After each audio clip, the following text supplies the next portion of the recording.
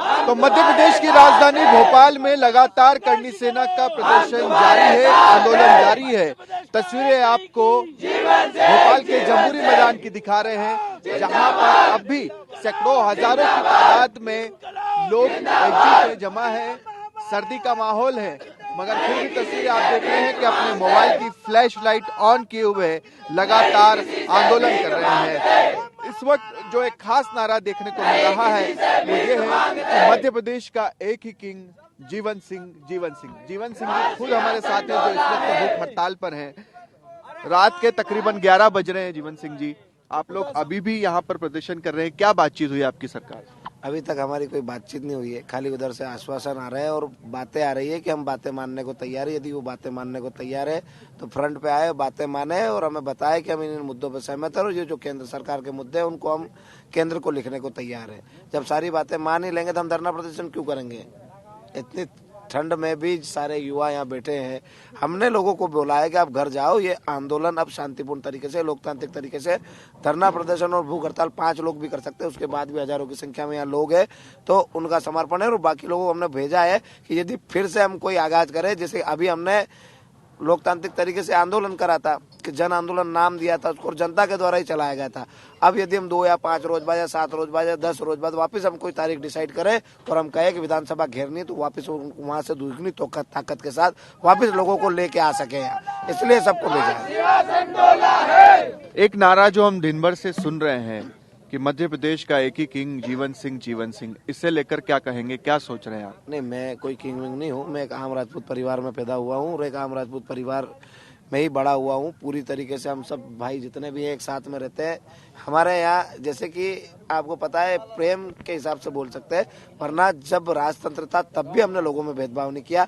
आज भी हम वो परंपरा नहीं चलाते कि एक बड़ा है और एक छोटा है। आज भी आपने कार्यक्रम देखा होगा, सब एक जाजम पे बैठे थे, एक साथ बैठे थे। ये लोगों के भाइयों का प्रेम है जो वो हमको बोल देते हैं, वरना यहाँ ऐसी कोई अलग से परंपरा नहीं है किंग वाली कि ये बड़े हैं या छोटे, या सब समाज के, सर्व समाज के लोग क्षत्रिय समाज के साथ एक जाजम पे बैठे थे। पहले भी हमारे राजा महाराजा ने ऐसे ही त्याग बलिदान करके सबको एक जाजम पे बिठा के सबको साथ में लेके युद्ध लड़े थे और विजय प्राप्त करी थी। आज भी हम हमारे पूर्वजों के ही पद चिन्हों पे चलकर सर्व समाज को साथ में लेके तानाशाही सरकारों से विजय प्राप्त करें। क्या एक नए नेता का उदय हो रहा है इस वक्त मध्य प्रदेश में, जो अकेला 8-10 लाख लोगों को इकट्ठा कर लेता है, इतनी सर्दी में भी वो लोग उसके साथ खड़े होते हैं? नहीं, लोगों की तो कुछ संख्या हम गिन नहीं सकते, पर जैसे कि आईबी वालों का इनका भी अनुमान था 20-25 लाख लोगों से ऊपर थे और अभी तक कभी इतने लोग इकट्ठे नहीं हुए। पर उसका मतलब राजनीति नहीं है, हम यहाँ राजनीति करने नहीं आए। वरना आज हमारा महिपाल दादा यहाँ से घोषणा कर देते कि हम तो मध्य प्रदेश में चुनाव लड़ेंगे और हम चुनाव के लिए तैयार भी। हमने हमेशा कहा है कि यदि हमारी बात नहीं सुनी गई तो 230 सीटों पर चुनाव लड़ेंगे। बात नहीं मानी गई तो, यदि हमारी बातों को तवज्जो नहीं दी गई, यदि हमारी बातों को नहीं सुना गया, जो हमारी मांगे उनको पूरी नहीं करा गया, तो हम चुनाव लड़ेंगे। हमारी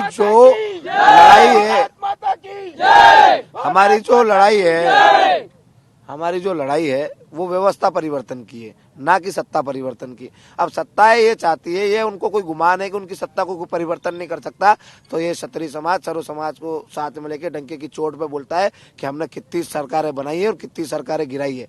यदि व्यवस्था परिवर्तन की लड़ाई को सरकार सत्ता परिवर्तन की ओर ले जाएगी तो हम सत्ता परिवर्तन करके भी बताएंगे और अपनी सत्ता बना के अपने लोगों का उत्थान करके भी बताएंगे और जो मांगे इनको लागू करके भी बताएंगे। एक और महत्वपूर्ण चीज ये भी है कि एक हार्दिक पटेल का नाम भी सामने आता है, क्योंकि गुजरात से वो आते हैं और इसी तरह का आंदोलन वो भी कर रहे थे अपनी मांगों को लेकर, आरक्षण को लेकर, और उसके बाद हमने देखा किस तरह से वो पॉलिटिक्स में गए, पहले कांग्रेस में, अब बीजेपी में। नहीं, उनके साथ कहीं ना कहीं छल हुआ, धोखा हुआ। जैसे इस मूवमेंट को खत्म करने की कोशिश की जा रही थी, साजिशें की जा रही थी, पर हमारे जितने भी बड़े भाई थे वो अनुभवी है पहले से। इन्होंने बहुत आंदोलन करे, इनको पता था कि इस आंदोलन को किस रूप में ले जाने की कोशिश करेगी सरकार, ताकि दंगे भड़क जाए, लोग परेशान हो जाए। या हमारे यहाँ जितने भी लोग आए थे, जिनको हमने अतिथि बुलाया था, कोई भी लाशों की ढेर पर राजनीति करने नहीं आया था। वो यहाँ आया था इसलिए कि वो जो युवा यहाँ लड़ रहा है उसको उसका हक अधिकार दिला सके और उसको सुरक्षित वापस घर भेज सके।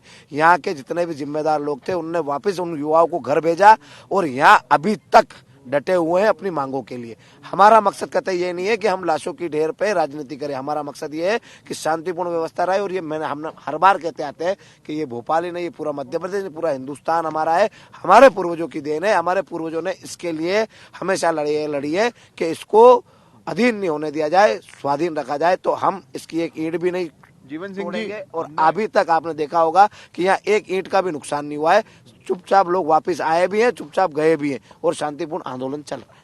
हमने जीवन सिंह जी जितने भी आंदोलन देखे हैं, चाहे वो अन्ना आंदोलन हो, उसमें अरविंद केजरीवाल उनकी टीम थी, चाहे हार्दिक पटेल हो, ज्यादातर नेताओं को देखा कि वो फिर किसी ने पॉलिटिकल पार्टी बना ली या कोई किसी पार्टी के साथ हो गया।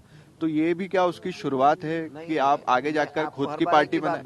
मैं बोल रहा हूँ आपको कि हम व्यवस्था परिवर्तन की लड़ाई लड़ रहे हैं, पर जहाँ जहाँ सत्ता को गुमान आया है कि ये व्यवस्था हम परिवर्तन नहीं करेंगे और हमारी सत्ता कोई परिवर्तन नहीं कर सकता, तब युवाओं के हाथ में जब बल आता है, जब नेतृत्व आता है, तो कितनी सत्ताओं को परिवर्तन कर सकते हैं, कितनी सत्ताओं को निस्तोनाबूद कर सकते हैं।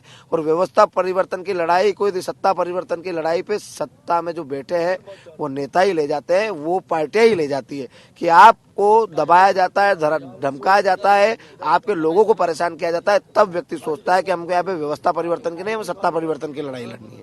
यदि सरकारें प्रेशर सरकारें कुल मिलाकर सीधी सी बात है, सरकार अगर आपकी मांग यहाँ पर नहीं मानती है, केंद्र सरकार, राज्य सरकार, तो आगे क्या पॉलिटिक्स में आप लोग जाएंगे, फिर चुनाव लड़ेंगे? जाएंगे 230 सीटों पे चुनाव लड़ेंगे, अपनी खुद का दल बनाएंगे। यदि कोई दल हमारे साथ आके मजबूती से इन मांगों को साथ लेके लड़ेगा तो हम उसके साथ भी होंगे। चलिए, तो स्पष्ट कर दिया है करणी सेना के प्रमुख जीवन सिंह ने, जिनके साथ आज हमने देखा कि तकरीबन 8-10 लाख लोग इस वक्त भोपाल में आए, प्रदर्शन में शामिल हुए। और इस वक्त भोपाल में रात के 11 साढ़े 11 बजे अभी भी हम देख रहे हैं कि ये लोग उसी दृढ़ता के साथ जीवन सिंह के साथ खड़े हैं, उन्हें लेकर नारे भी लगा रहे हैं। अगर सरकारें मांगे नहीं मानती है तो फिर पॉलिटिक्स में जाने को लेकर जरूर विचार किया जाएगा और मध्य प्रदेश की पूरी 230 विधानसभा सीटों पर चुनाव दिया जाएगा। कैमरा पर्सन मुकेश के साथ शुभम गुप्ता,